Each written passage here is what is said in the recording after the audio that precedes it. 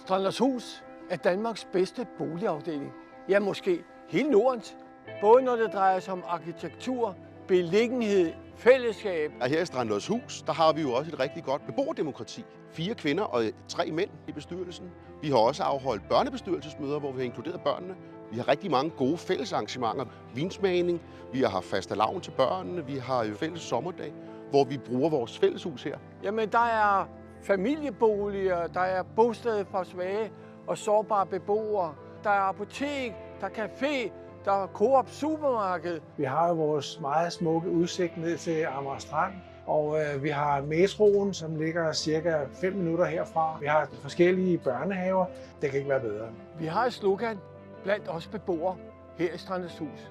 Det starter med dig og mig og os.